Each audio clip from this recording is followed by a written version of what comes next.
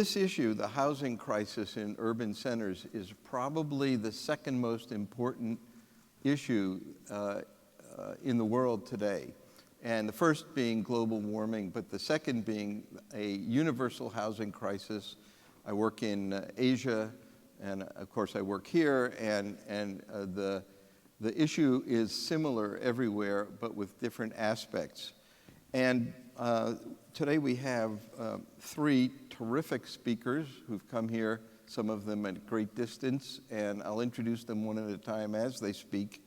And certainly they're very deserving of people's attention for what they're doing. And the strategy was to have a speaker from London, which has a housing crisis of its nature, New York City, same, and then San Francisco bringing it home to here. So we'll start with London, and we'll come closer with each speaker. And I'll just throw out to the audience and the speakers as well some of the thoughts that we've had about how to quantify the crisis. And one of the things that one looks at is obviously how do you create affordable housing? Second is, who do you create it for? Is it strictly the poor, or is it also workforce housing? Third is, where do you put the housing? Do you do on-site housing or off-site? And if you do off-site, what are the criteria? If you do on-site, how do you avoid the segregation of housing within the housing? And there are many other things we could talk about. It's a very layered situation, like an onion, but one of the more touchy ones would be housing versus homeless, where you have people who have lost their jobs, they're homeless, but they're really homeless, and then you have homeless who are clinically, medically, psychologically unfit for the streets or housing, and how do you deal with that? Or is that a different subject entirely? So it's a very dynamic subject, very interesting. I will start with just a very few slides, and then we'll go to our next speaker. This is a project we did more than a decade ago here in San Francisco, and it has on-site housing, and it was probably about 12%, and it has a mix of housing in it that was dictated by city policy, and the affordable housing was in the lower 6 floors of the building. Now, the housing needs to be spread more evenly, or it goes off-site, and the off-site issues are very special, and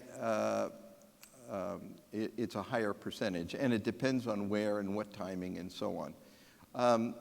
After that, we worked on the Lumina here in the city.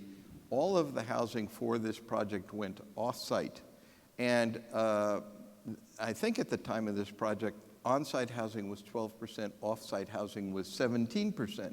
So the developers then and now are happy often to put it off-site, and the city gets more units, but it does raise social issues. And then the third one is our most recent project, which is a mixed-use high-rise at the Transbay Terminal. It's actually 800 feet tall. The top third is residential, and by law and code, the housing had to be on-site. However, there are very few units. They're very, very high-end, and while the city obligates the developer to some 11 or 12 units on site, the condo dues that those people would have to pay were more than the value of the condo, and in terms of the affordability ratio. And the city would be stuck with the tab. So the city and the transit district and the developer all cooperated and collaborated and went to the state and went to the various levels they had to get it off-site, because at the end of the day, the city got more than 3 times as many housing units. So they got like 35 units instead of the 11. And they got out of the problem of the condo fee as well. So there are a lot of things to be considered in these issues. And as I say, then they wrap back to social issues. So with that, our first speaker today is Richard Blakeway, is the Deputy Mayor for Housing and Land from London. And Richard has a very impressive, as do all of our panelists, background. In his role, he has accomplished many things, including the regeneration of the London Royal Docks. He worked before this at the House of Commons. He edited a magazine, the International Development magazine, that circulates in over 100 countries. He advised the government of Somaliland in East Africa on their election process, and also was an observer in the Ukraine. So very varied background. He's also a fellow of the Royal Society for Arts. And with that, Richard, why don't you go ahead and... But I'll try and cover three things. First is a kind of context on what's happening in London and London's growth. Second is the overall kind of housing policy, planning policy, and so on that we have for the city. And then I'll just do a little bit of a deeper delve into some of the products that we're trying to build to house particularly those on low or middle incomes. So there you go, that's London. That bit is probably doesn't need any explanation. Who's been to London or lived in London? Everybody. Pretty much everyone. Pretty much everyone. Who's lived in London actually? So yeah, a really good number. I did something with the Rose Centre at City Hall here last night, where I used this phrase that was written by a guy called Donald Lupton, who called London the Great Beehive, because it was swarming with people of different backgrounds, nationalities, and so on. And he described it as a glutton that always wants to be full, desires to be full. The punchline on this is that Donald Lupton wrote that in 1632. And I think it's a great description of the capital that we're living in now, because here you go, look at our population. It's a typical story, I guess, for big cities around the globe now, this sort of rapid urbanization. I saw on the flight, I was reading Bruce Katz's book about the Metropolitan Revolution, I think it's called. And it says in there, in the developing world, 1 million people every 5 days move to cities. Just an incredible thing. You can see that actually London wasn't always a glutton desiring to be full, because in the post-war period we had a real dip in our population. This was partly driven by some of the policies in something called the Abercrombie Plan, which said, look, London will just dominate the rest of this quite small island, so we need to contain it. We need to contain it economically. And the result was, not exclusively because of that, but predominantly, a real dip in our population. If you've been to London in the 1970s, it's a pretty miserable place compared to the London that we have today, which feels vibrant and an exciting city. I've been working at City Hall for the Mayor of London since 2008. And halfway through that period, in 2011, we had a national census. And it showed that our demographic projections, our population growth projections were totally wrong. And that our population was growing at a far faster pace than we had ever realized. And we're now looking at a city that is 8.6 million people, will be 10 million people by the end of the next decade. That's about a third bigger than it is today in terms of population, but not a third bigger in terms of its size, because it's constrained by a green belt. And that's an important point I'll come back to. But it's also a really young city. This is quite interesting, I think, this graph, because the peak that you can see in the middle is around the sort of 25 to 35-year-old age bracket. That's where there is a significant movement of people. Average age of a Londoner now is something like 33. I want you to remember that, because I'll come back to it in a moment. Later on, because there's something really interesting happening in this 30-something bracket. Whereas I think fascinating how the big churn in our population is concentrated in a kind of decade age group. I think is really very interesting. And of course, and maybe this is what Abercrombie was worried about, this tries to show how people's travelling into the capital. We have, I think, probably the largest business district in Europe of any European city. And our central business district sucks in people not just from Greater London itself, but from the southeast as well. And this is a big thing for national government. London's the great success in terms of Britain, but they're also worried about its impact on the other big cities around the country. And I think that just demonstrates what a magnet it is for people to work. So all of this growth is very exciting for the city. We're economically more productive than we have been. It's incredible. I discovered the other day, apparently we make TV aerials and export them to Korea. So we have quite a broad economy, which is not just around the financial services, the old City of London, or indeed Canary Wharf. It's also a much more plural economy than that, with some solid manufacturing output as well, and exports as well. Culturally very rich, socially very rich, over 300 languages spoken there, and so on. An incredibly exciting city, now the largest city in Europe. But it puts big pressure on both people and place. And unfortunately, that is probably impossible to read, but it kind of shows you some of the infrastructure challenges that we have. We've got to increase our transport capacity, our transit capacity. We've got a real energy issue, we've got a water shortage issue, and so on, and not least, of course, a housing issue. And broadly speaking, we've got to double house building. We've got to take it up to 49,000 homes a year. In the last 20 years, typically every year you'll have seen something like 27,000 homes built. I think maybe one thing which differs from other parts of the world, maybe not, but there is an extraordinarily strong consensus now, certainly amongst London's population, that we have to build a lot more homes. And there's a great degree of pragmatism still about now around that. It used to be the case that people would say, do we need the housing? Is immigration to blame? That's moved on, and people accept that we need the housing, but they used to say, maybe not in my neighbourhood, but we definitely need it somewhere in the city. Now I think there's an acceptance that it needs to be built everywhere, including regenerating existing neighbourhoods. So then we look at that house building record. As I say, historically, only half the number of homes have been built. The big peak you can see there is the 1930s, the interwar period. That's when London sprawled. That's when you had the development of metro land during that period.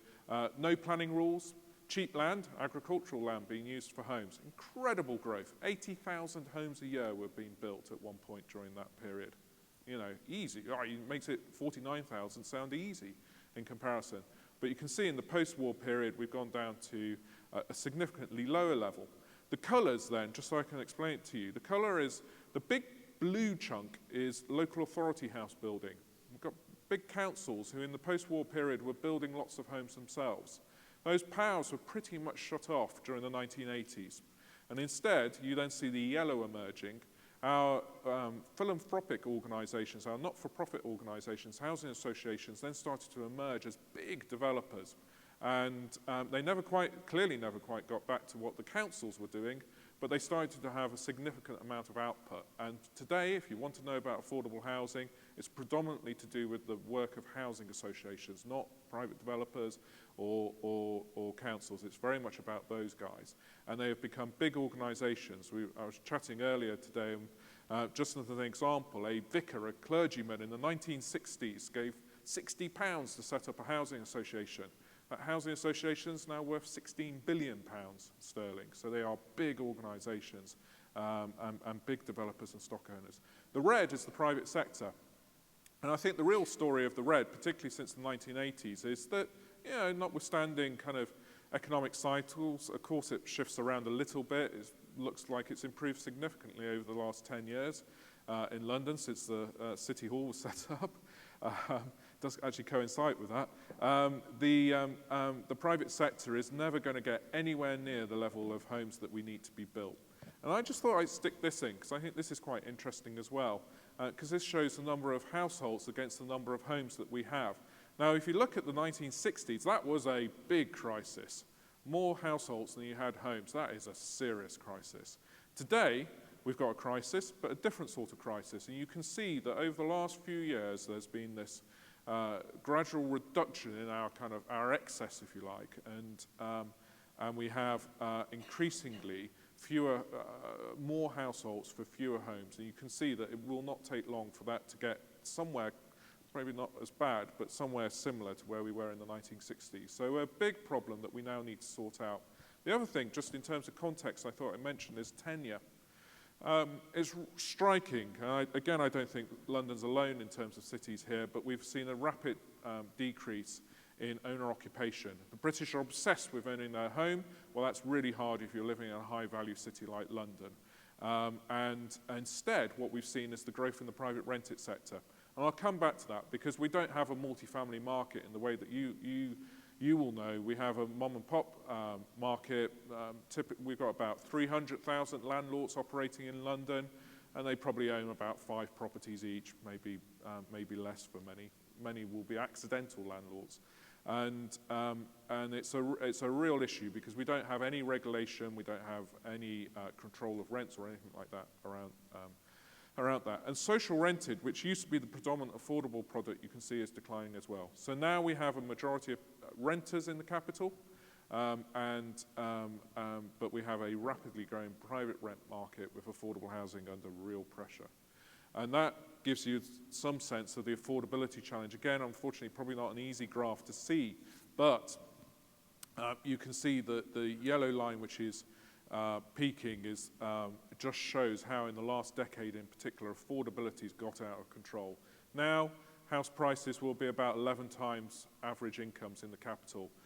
Roughly trying to translate this, I guess the average Londoner will be earning something like $56,000, and the average house price is probably about $760,000, something like that. You can see and rents have gone the same way as you would expect as well. Typical story, but very important to give us context. So, I mean, the economic impact, I won't dwell on the kind of economic kind of powerhouse that London is becoming, but I will pick up on the kind of threat of not sorting out the housing issue and particularly increasing supply, since that's seen as the big thing that needs to be done to address that housing affordability issue, will have an economic impact. And we've been trying to make a lot of noise about this, actually, and businesses are starting to pick up on it as well, to say, look, guys, unless we do something here, we will find it will affect our productivity, it will affect the capital's GDP, and some people have tried to estimate this, and some big numbers, £85 billion have been coming through.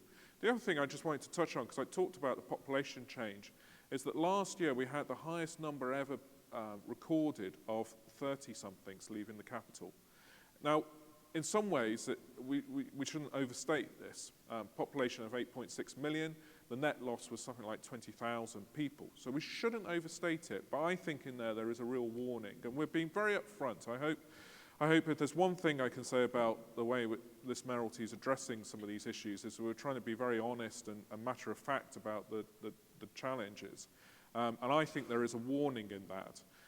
And now the debate is very much about how do you help middle-income households.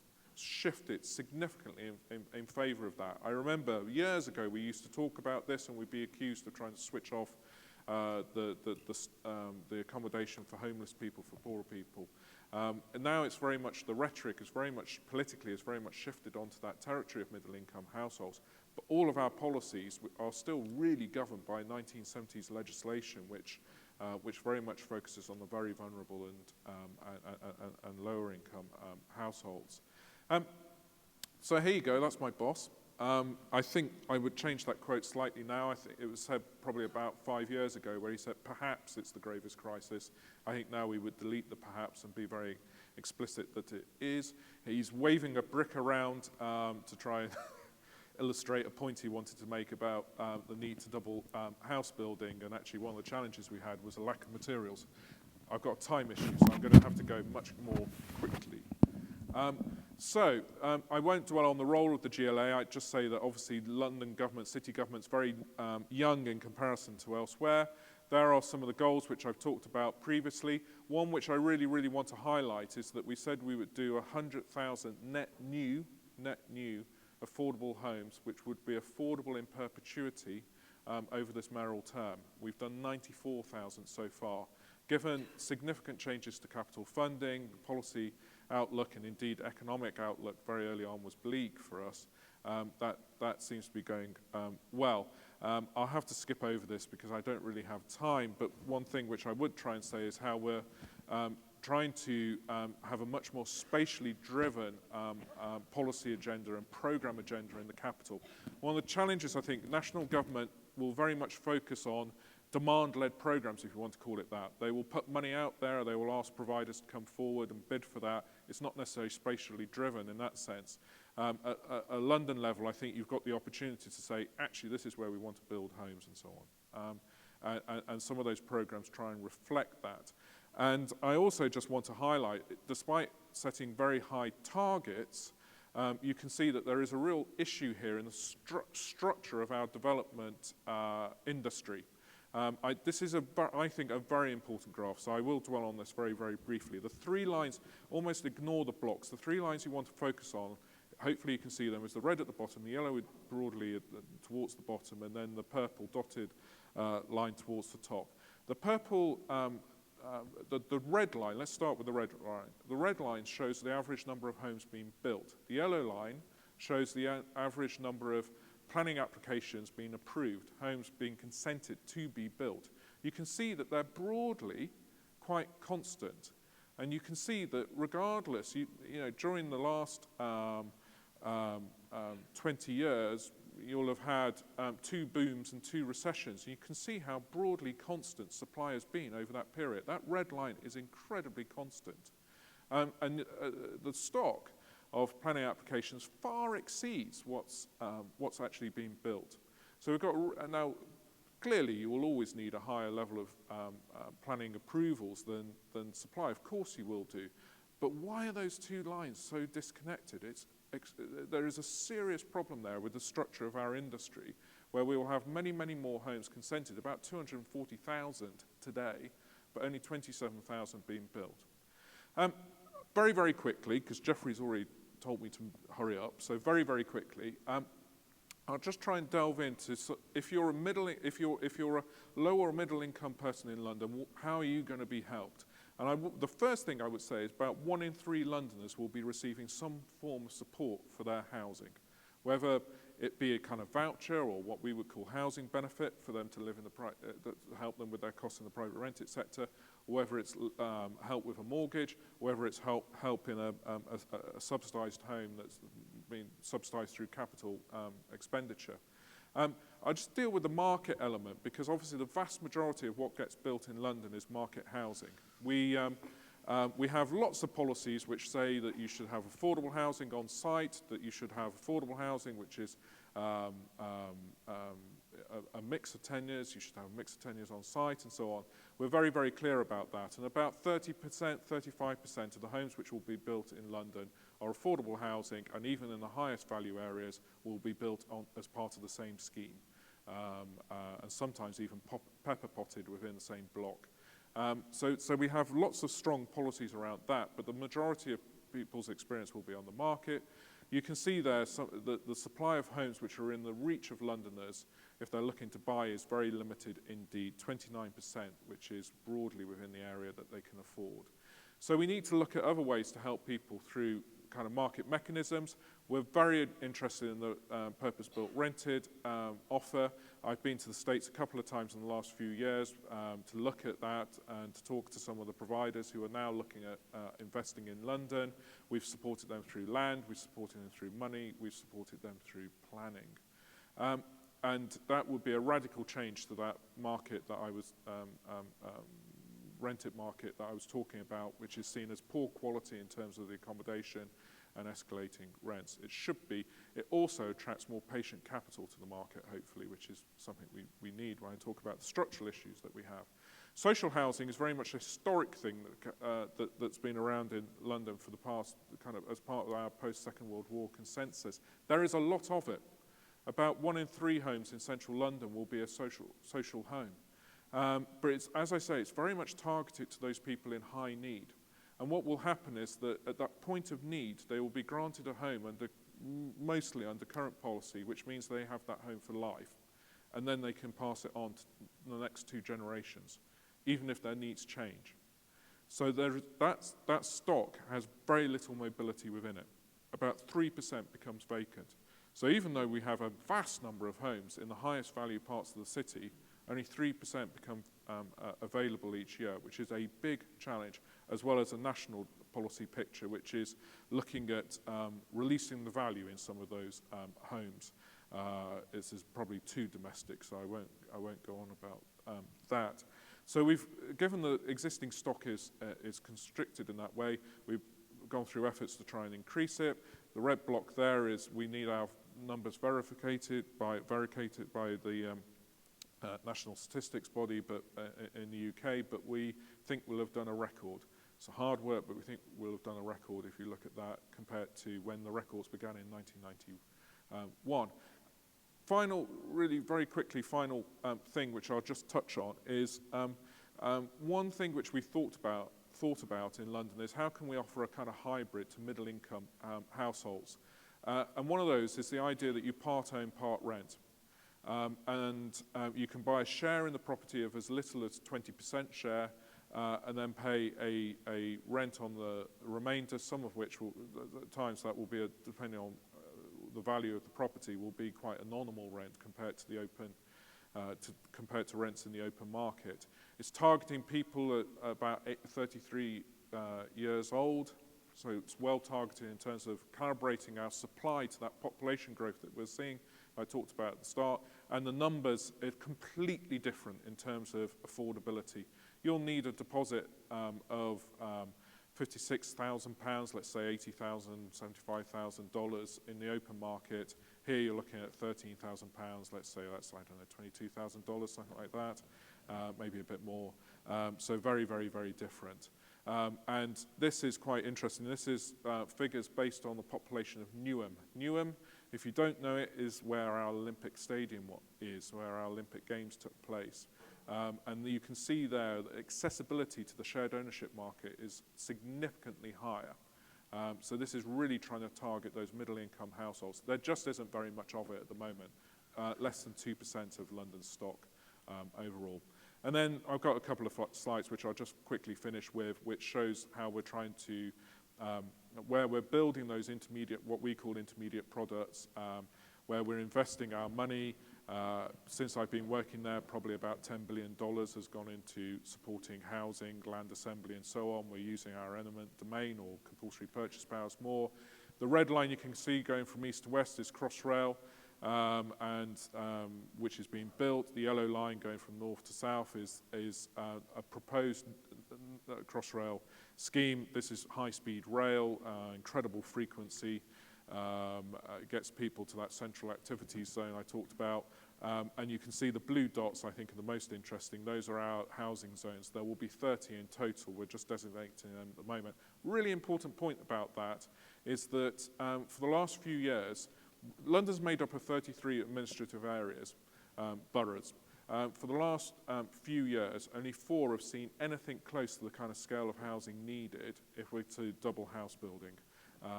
As well as improve the balance in the supply of products.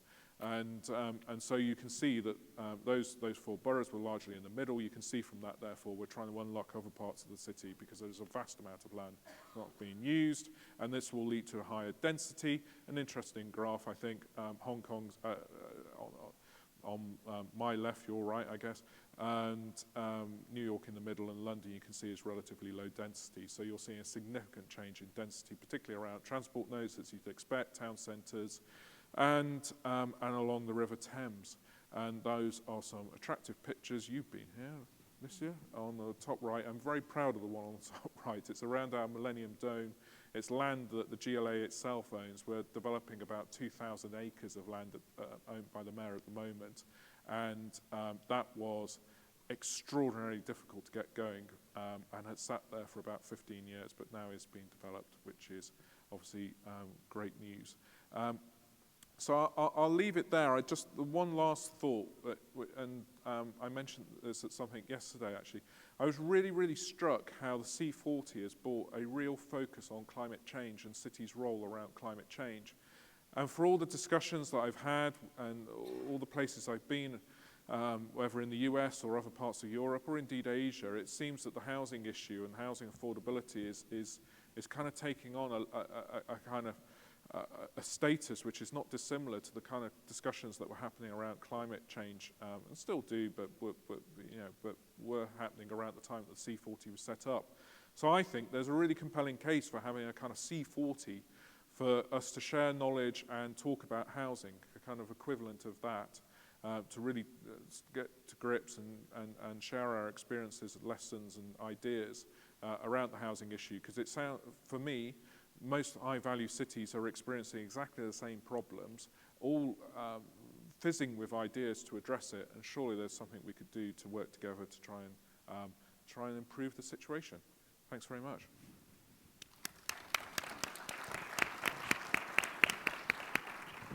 Many of the challenges and opportunities that are confronting London are clearly part of New York, but I want to sort of hone in on what the topic of the day is here. And again, just frame it by saying sort of the science of the obvious. We too are experiencing extraordinary population growth. We're at about 8.4 million people now, projected to be at 9 million over the next 25 years. And again, the rapid increase in our population, we've had about 250,000 people come to New York over the past 6 or 7 years. And just to give you a sense of the scale, we've only been able to produce, on average, 20,000 new units of housing a year over the past 10 years.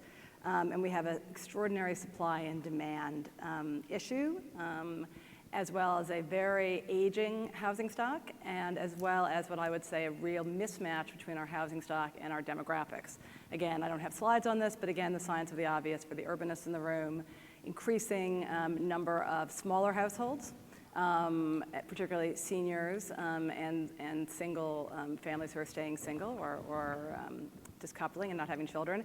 And then also because we are, again, the most diverse city in America, extraordinary number of new families that are coming in that tend to be larger. So we have a sort of an interesting mismatch in our housing stock.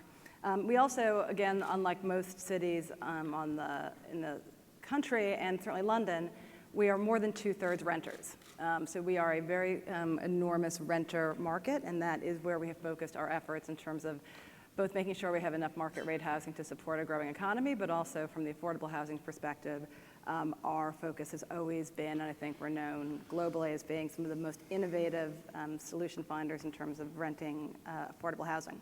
At the end of the day, for us, in order to continue to be a pro-growth city and do what we need to do to serve our population, we really have to think about densification in a very serious way. And it was interesting, your slide to show Hong Kong, New York, London. New York on that slide looked a little scary that we were a little dense, but our view is that in order for us to attain our goals, we have to really adopt very, very smart densification policies and then think about what that means in terms of neighborhoods, which is the transition to the topic of the day, which is much the rage amongst housers, a discussion of how New York City is addressing for the first time mandatory inclusionary housing.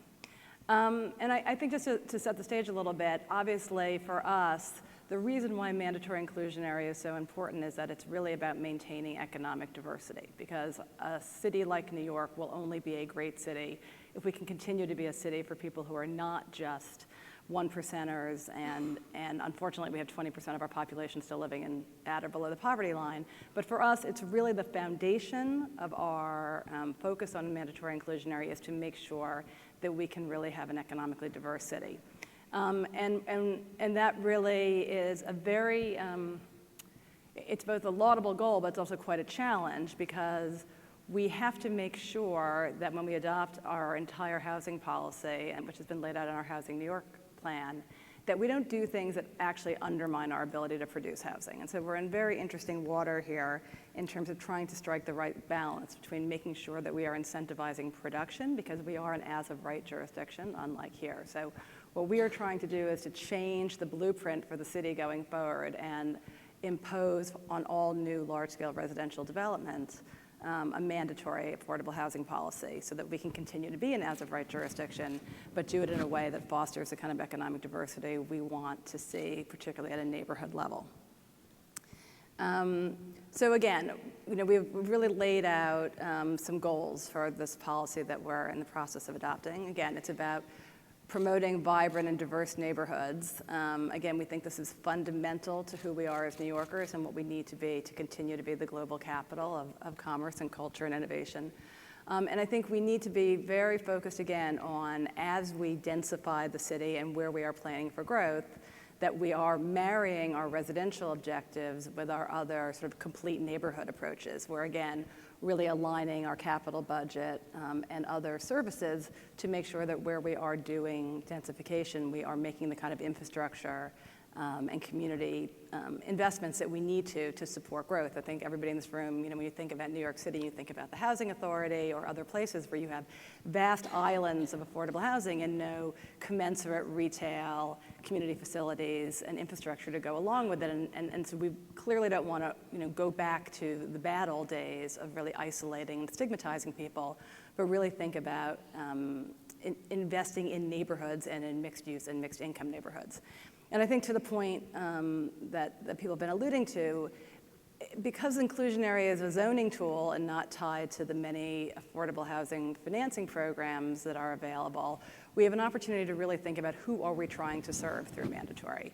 And again, it gives you an opportunity to think, is this more important for us to be providing housing for workforce housing and for the critical workers that we need in New York City, or is this an opportunity to really serve the lowest income people who are also quite a challenge to serve given the constraints of certain financing programs? And so this is a real, as a houser, an opportunity to think through where the gaps are in the federal, state, and local programs and supplement them through our land use actions. And again, all of this has to be put within a framework of what's going on.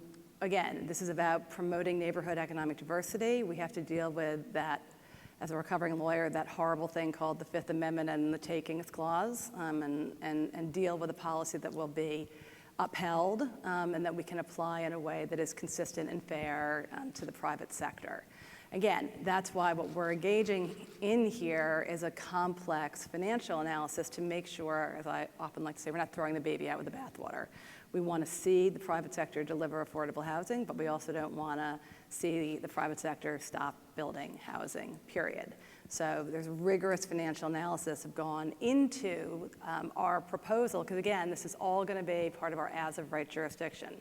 You don't come in and strike a deal and send me your pro formas. We're not interested. You comply and you get your building permit. So we have to get this right.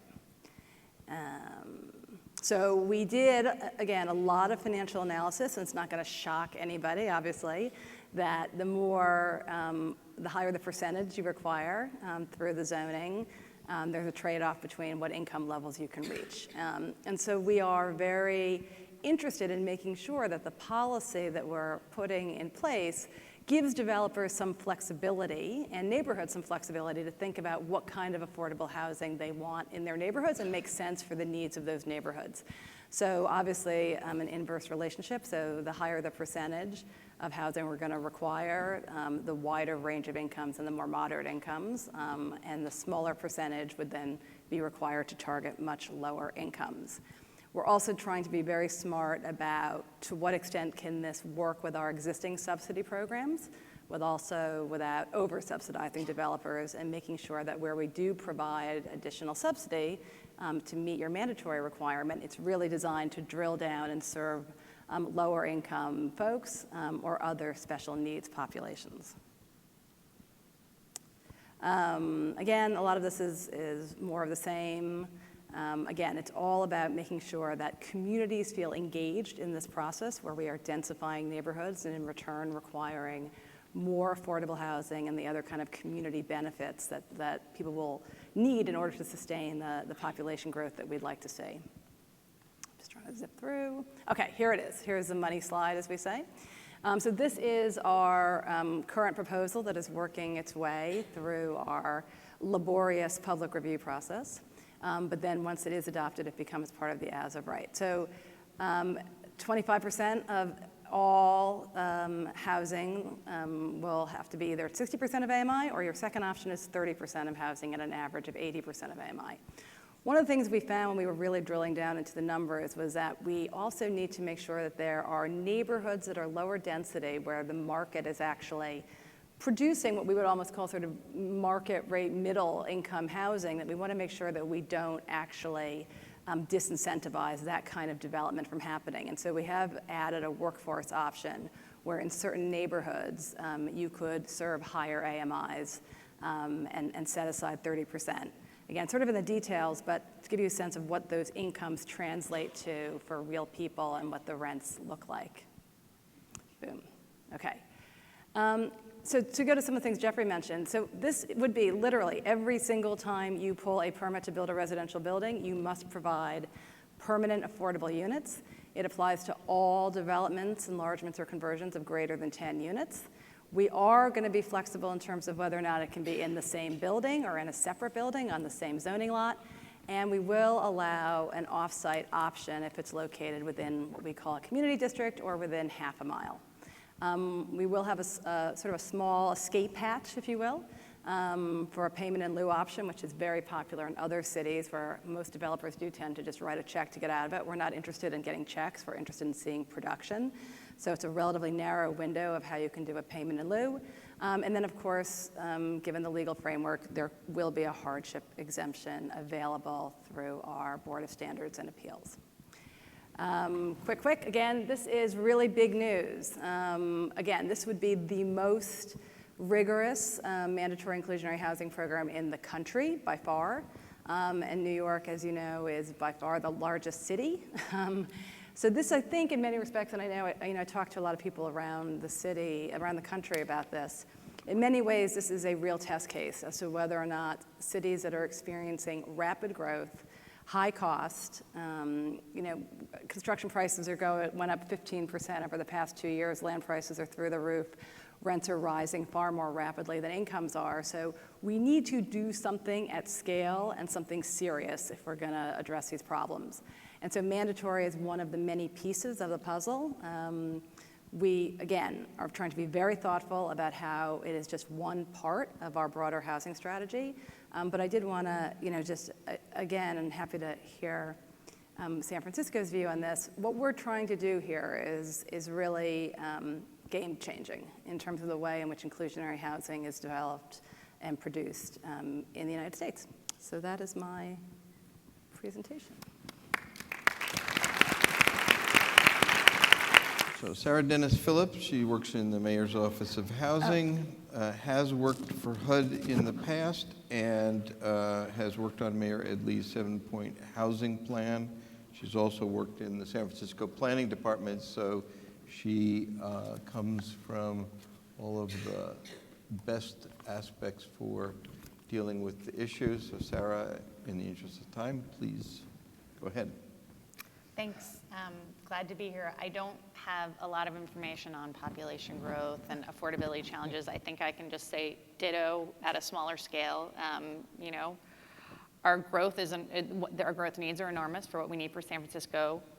But if you look at them in numbers, by London and New York standards, obviously we're small potatoes. Still, it matters a lot here. Just to talk a little bit about how we got to where we are in terms of the affordability crisis. Mostly we got here by not building enough housing. We have been convinced that we're a village by the sea for far too long, and our economy got ahead of us. This chart just shows how our supply our lack of supply has led to enormous growth in home and rent prices. Resistance to housing development has been a big part of that lack of development. I just show this. I think this is an image in a lot of San Francisco's minds from a long time ago. It's, we are the painted ladies, and people are afraid we're going to turn into the scene from Star Wars, which actually was modeled on San Francisco. It's created some strange bedfellows. We've got wealthy San Franciscans on the waterfront who want to preserve their views, being aligned with low-income residents in the Mission who fear how their neighborhood is changing, who are aligned with our, new progressive young thinkers who are convinced that the tech boom is what's going to change all of our souls. So it really is a force that we contend with. I found it very interesting that Richard said that London does believe that we need to grow. We, I don't think, have achieved that yet here. We're working on it. It doesn't help that we are not an as-of-right city. Every permit in San Francisco is discretionary. Apologies to my former planning colleagues in the audience that I'm bringing this up, but this is our actual planning process. It is not an ironic diagram. It is a very real thing from the planning department's website. So we have a lot to do. Where this gets to us in terms of affordability is developing housing is so challenging in San Francisco that including affordability is actually a necessary path to approval. It is a huge part of getting a building approved in San Francisco. So before I get into my inclusionary program, which is really the path for individual private development buildings to do that, let me talk a little bit about how we create affordability through our programs. We have a host of production, preservation, and ownership assistance programs. Pretty simply, we try to build a lot of affordable housing directly through our public housing, through supportive housing for formerly homeless. We preserve as much as we can. From the very small end, where we're going out and trying to acquire rent-controlled buildings before they are flipped and sold, to large scale, where we're redeveloping over 4,000 units of public housing from a legacy of the federal programs that are falling apart and not only need repair, but need services, need infrastructure, need open space. And then we have our down payment assistance programs, which is how we get assistance out in the market. This, homeownership here, again, only about 35% of the population, and trying to affect affordability through offering subsidy on the private market is really challenging for us. Even a down payment assistance of over $200,000 per unit doesn't help almost anyone. I mean, our programs are not getting tapped because it doesn't make a dent given our over $1 million average home price. So, to our inclusionary program. And we have had inclusionary housing policy for almost 20 years. We've had mandatory inclusionary housing for almost 15. We manage to mess with it every year or two. So this graph does not look anywhere near as complicated as our inclusionary housing program is, but this is our way of simplifying it. We are a fee-based program here. Interestingly enough, we were an on-site program where our primary tool to get units was for private development to build units on-site with an option to build them off-site or to pay a fee. We flipped that a couple years ago given some quirks in California state law related to rent control and being able to deed restrict rental units. So now our primary program is a fee. Developers have to pay approximately about $270,000 per unit for the equivalent of 20% of the units of the project that they're building, the primary project. They can also build on-site units, 12%, or they can build off-site units, and this is typically, or how we're seeing it happen more and more, where a developer will cooperate with a nonprofit, hopefully utilize tax credits and build a 100% affordable building using money from the developer instead of money from us. We have two more options that are actually making their way through the legislative process right now.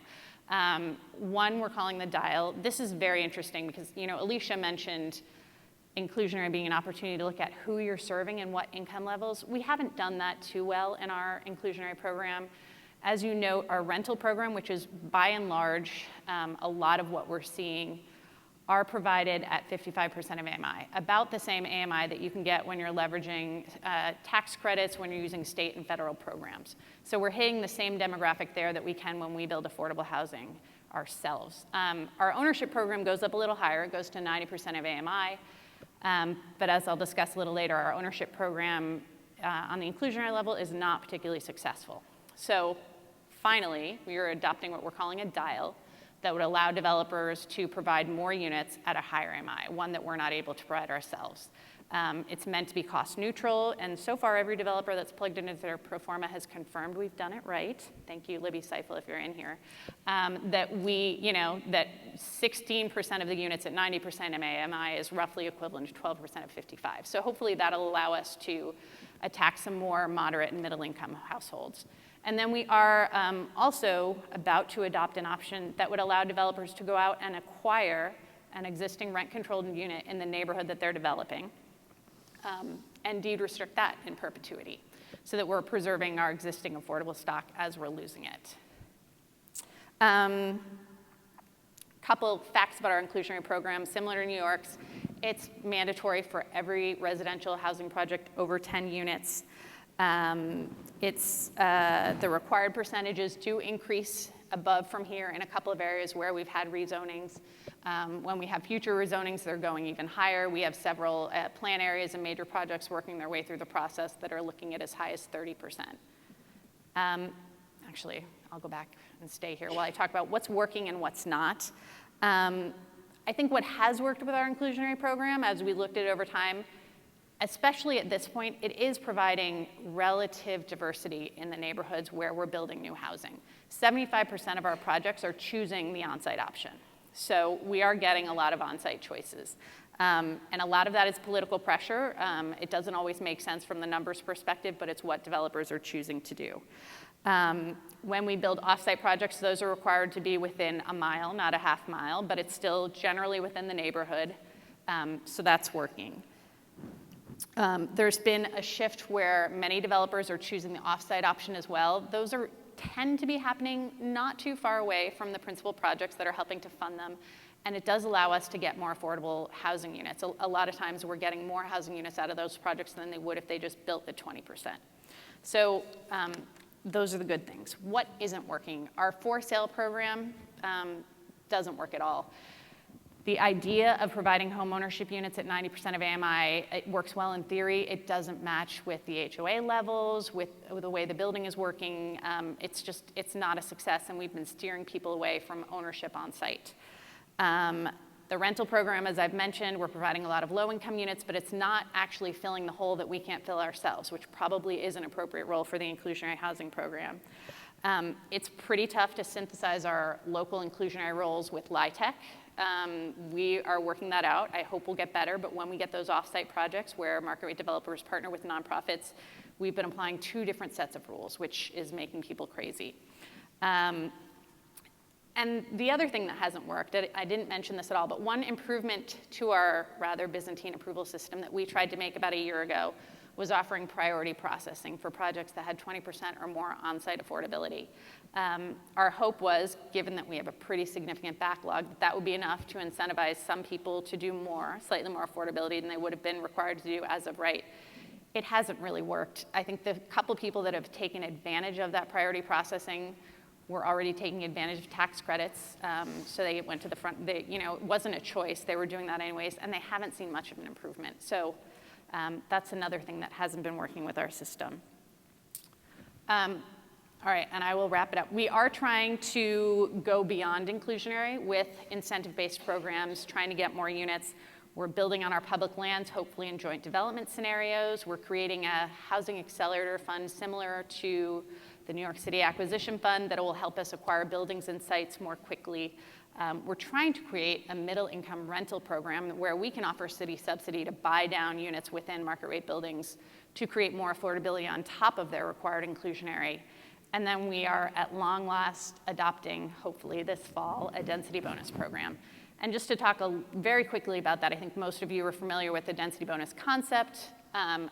Either filling up existing density within a permitted envelope. We don't have so much of that. San Francisco has been moving more and more towards a form-based code system, especially in our growth areas. So we've created a local option that would just allow, by right, 2 additional stories onto your permitted height, provided you get to 30% affordability, and that's 12% at low income and another 18% at middle income levels. We're really excited about this. This is per our feasibility analysis, where it might tip the needle in those lower market areas that Alicia referenced in New York, places where the market isn't building anyways because feasibility in terms of what you can get in rents is really not matching up with land prices and construction costs. The extra 2 stories appears to, on paper, make a difference. We'll see in the fall when the rubber hits the road and we actually get this program out if it actually does help more projects get built in those outer neighborhoods. And then just to conclude, I did want to mention that we talked a lot about how the government is producing affordable housing, how we're getting the market to produce affordable housing, I think all 3 of us. Our city economist put this graph together to show how market rate and affordable housing works. Anything, and if you see there, on one line is affordable housing, on the other bar of the graph is market rate housing. Any combination of them works. Basically, his point here is we have to build enough market rate housing to support and not diffuse the value that we're putting into our affordable housing. So, well, if we're not building enough market rate housing, we're going to devalue the investment that we're doing in our affordable housing. And if we do any combination below the line, we're okay. If we do any combination above the line, we're not. And then just to conclude on that, that is why the mayor's goals are not just about affordable units. We have a goal of 10,000 affordable units by 2020, which we will beat, will exceed. We're on track for 10,700 right now. By 2020, that'll be in the ground and open to residents, but also that we get 30,000 units in total, including those 10,000, so that we keep that balance and we make sure we're not intentionally devaluing the money that we're investing in our affordable housing stock. Thanks. Thank you.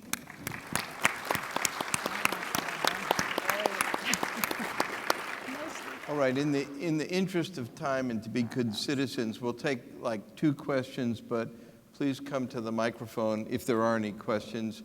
And then since it's a break after, perhaps the speakers can talk to you informally. One comment I would make is from my experience in the city here, at least in San Francisco, our housing crisis is generated by the fact that during the bad times, housing doesn't get produced, never mind the issues of our Looney Tunes process, but it doesn't get produced, and then we get into a deep jam. So it's nice to see everybody looking, of our speakers, looking to the future about how to maybe even out the process. So I see, almost see, please, and keep the questions brief. Thank you. Wonderful. Can you hear me? With respect to the last slide, I'm interested in, of the 30,000 units, affordable units, how many of those are provided through preservation of existing affordable housing versus construction? And how does the loss versus construction, like, are we still losing more than we actually have planned for development?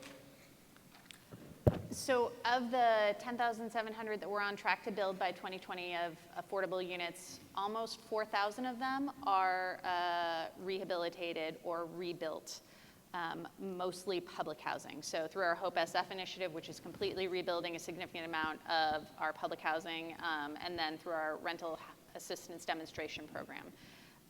Over 7,000 or just about 7,000 are net new, permanently affordable.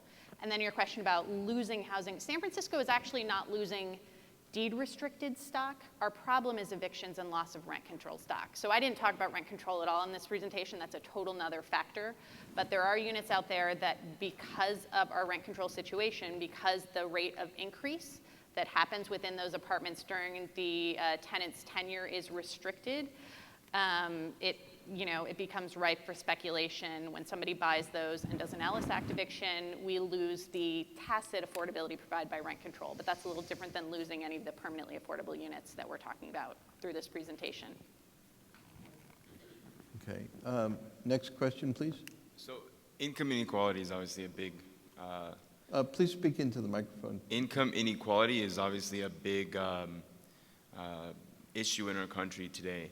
And oftentimes I hear the criticism when people talk about inclusionary zoning and all these other housing policies that you're putting too much of the onus on that inequality and on economic injustice, on development, as opposed to better education, improving the minimum wage, improving work conditions, improving opportunities, which really are the root cause of housing instability and inequality.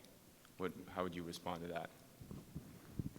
Well, I'll take a stab at it since I work for the mayor, who's made this obviously the centerpiece. I think the point here is that you have to attack both sides of the equation. We have a serious affordable housing crisis in many major cities around the country that are high cost. 55% of New Yorkers are rent burdened, which means they're paying more than a third of their income. Wages are not rising nearly as quickly as rents. And so any smart sort of municipal set of policies has to concentrate both on increasing the supply of new affordable housing, because affordable housing means you only pay a third of your income towards your rent, and simultaneously be addressing some of the root causes of why we need so much affordable housing to begin with.